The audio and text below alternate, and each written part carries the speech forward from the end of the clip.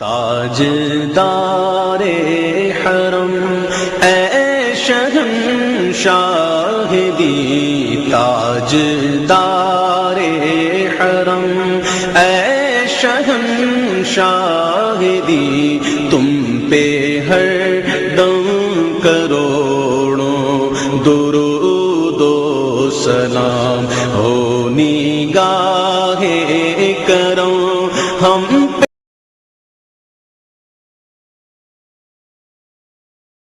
مولا تو ساڈے اُتے کرم کمائی، مولا تو ساڈے تے رحم فرمائی، مولا نہ سانو ازمائش وچ پائی، مولا تو سانو ساڈے دیس نو بچائی، مولا تو ماڑیاں دے مان بدائی، مولا تو سن کدی ساڈیاں صدائی، مولا تو ساڈے لئی سبب کوئی بنائی، مولا تو سانو بوہا یار دا وکھائی، مولا میں صبح شام منگنا دعائی، مولا تو سانو رنگ عشق دا چڑھائی، مولا تو بھکھیاں نو رج کے کھوائی، مولا نہ سانو در در تے پھرائی، مولا تو ساتھوں کم سونے کروائی، مولا تو اجڑے دلاں نو وسائی، مولا میں ہاتھ بن کاواں تیرے تائیں، مولا تو ساڈے دکھ درد مٹائی۔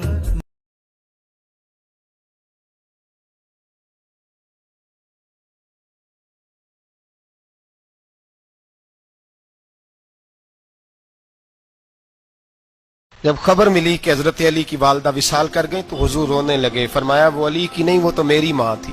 امام ابو نعیم نے لکھا ہے، کہتے ہیں حضور نے فرمایا جب میری اماں کو غسل دینے لگو نا، کفن پہنانے سے پہلے مجھ سے پوچھ لینا۔ صحابہ کہتے ہیں کفن دینے سے پہلے عورتیں آئیں، حضور کیا کرنا ہے؟ نبی پاک اندر گئے، جو قمیض پہنی ہوئی تھی وہ اتار کے دی، فرمایا چٹے رنگ کا سفید رنگ کا کفن نہ دینا، میرا کرتا پہناؤ میری اماں کو۔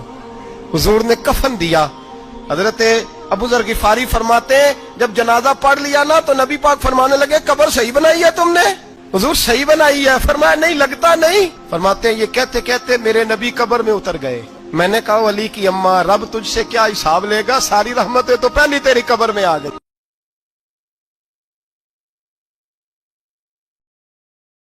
حضرت سلیمان علیہ السلام نا دعا کرنے کے لیے باہر نکلے، بارش نہیں ہو رہی تھی، تو آپ باہر نکلے تو ایک چونٹی نے اپنے پر پھیلائے ہوئے، آپ چونکہ جانوروں کی بولیاں جانتے تھے تو چونٹی بھی دعا مانگ رہی کہ اللہ مہربانی فرما، بارش عطا فرما۔ قحط پڑ گیا۔ حضرت سلیمان بھی سارے لشکر کو لے کے باہر نکلے دعا کرنے کے لیے، تو رب کریم نے فرمایا سلیمان آپ واپس چلے جائیں، بارش ہو جائے گی، پر دعا نہ مانگیں، آپ جائیں۔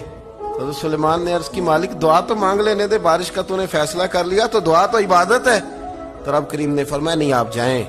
فرمایا وہ چونٹی کے پھیلے ہوئے بازو دیکھے ہیں نا، تو اگر آپ نے بھی دعا مانگ لی تو چونٹی کے دل میں خیال آئے گا یہ میری دعا سے نہیں برسی، یہ تو سلیمان علیہ السلام پیغمبر کی دعا سے برسی ہے، تو آج میرا ارادہ ہے، قدرت ہے کہ بارش ملے گی پر چونٹی کے کہنے کی برکت سے ملے گی۔